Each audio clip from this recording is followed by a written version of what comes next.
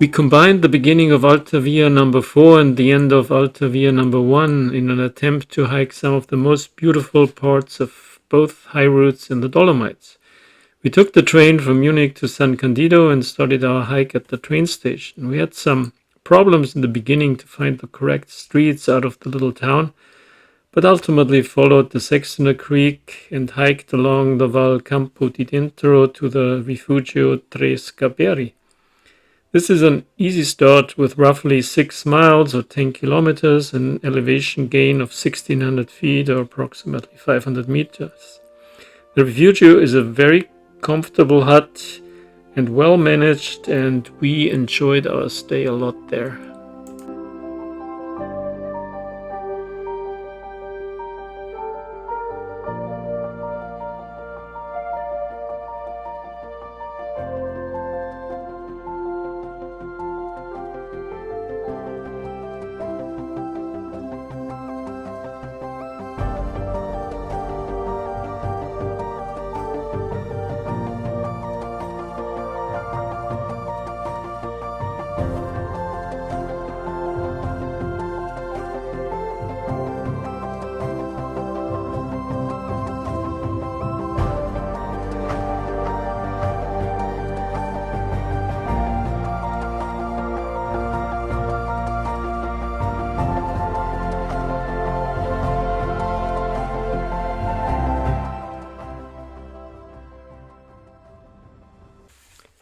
On our second day, we hiked from Rifugio Tre Scarperi to Rifugio Aronso. This was a 9-mile or 13-kilometer hike with 4,000 feet or 1,300 meters elevation gain.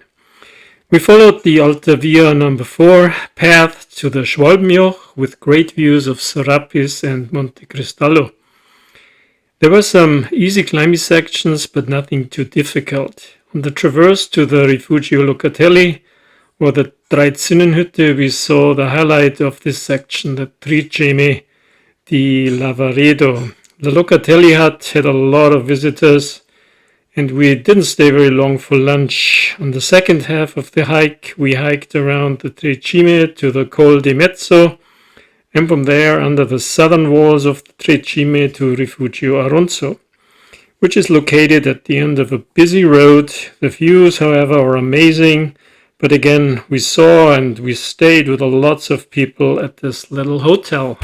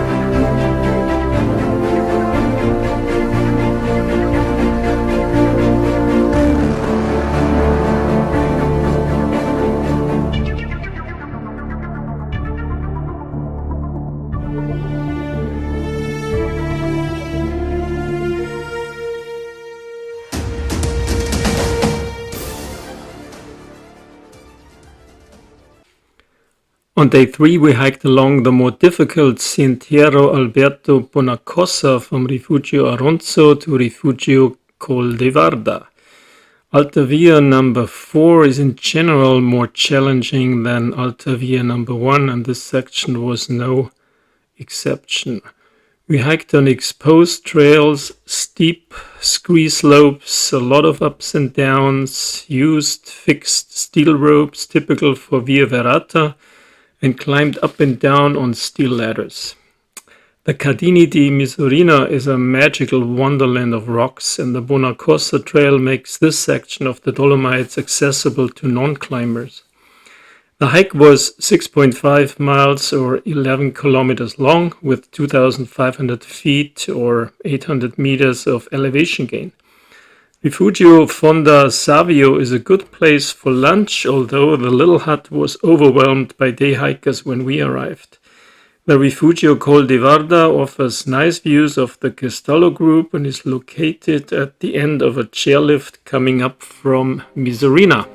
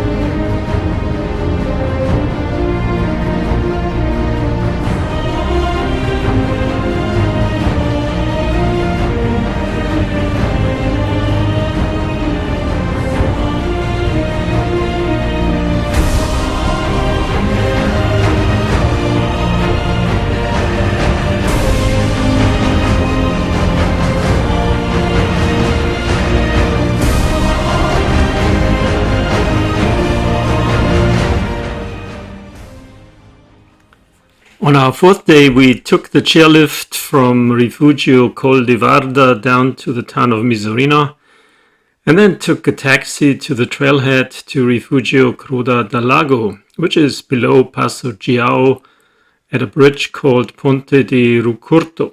The hike is an easy 3-mile or 5-kilometer hike, gaining 1,500 feet or 400 meters in elevation. Halfway up is one of my favorite viewpoints of Cortina d'Ampezzo. Rifugio Croda del Lago is unfortunately also a very popular hut, and we encountered lots of people on the trail and in the hut. The location of the hut, however, is outstanding, with great views of Becco di Mezzodi, Sorapis, Antilaio, and the hut has its own little lake.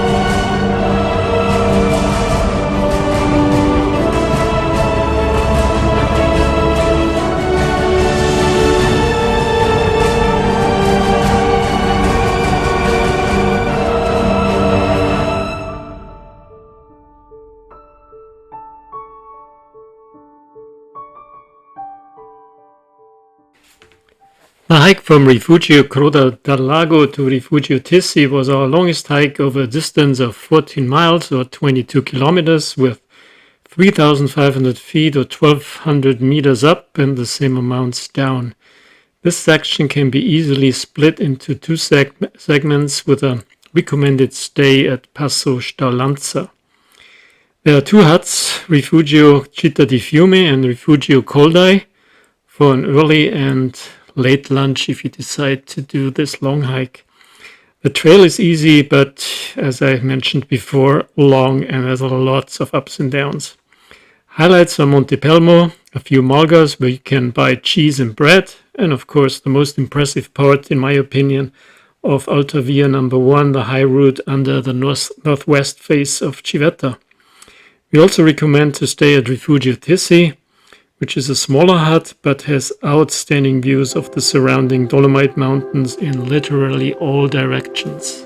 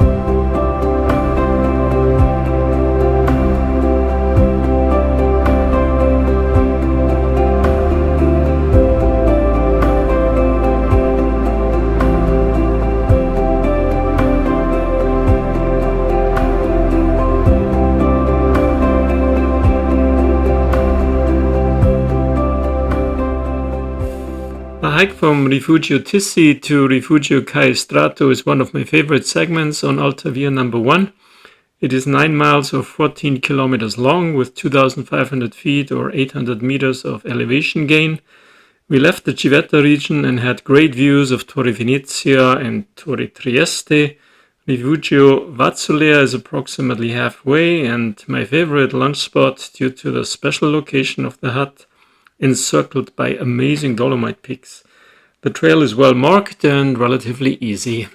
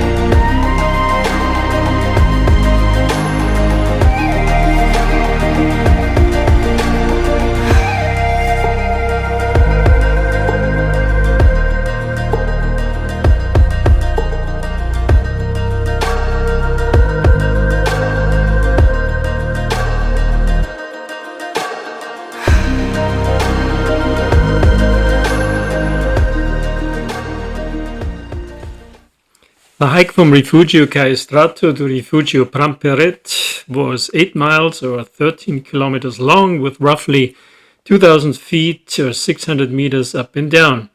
Passo Duran provides an early lunch stop. The landscape starts to change a little bit as you go through the Moyazza, Tamea and Pramper mountains as it becomes more and more Mediterranean. Otherwise, it is a classical high route, minimizing the ascents and descents, but you might not always fully appreciate it because there are still some significant ups and downs.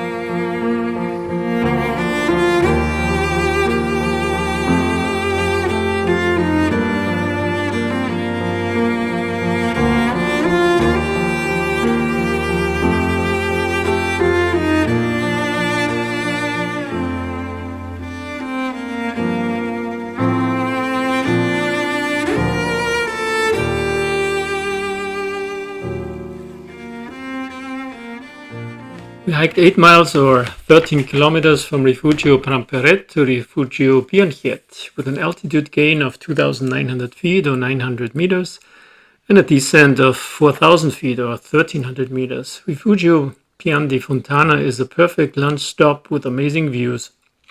The trail is well marked but sometimes a little bit exposed. We were lucky and found lots of strawberries, blackberries and blueberries along the trail. Now the landscape has really changed and everything looks a little bit less dramatic and more green until you reach, of course, the Sciarra region, which we left out and descended to Rifugio Bianchet.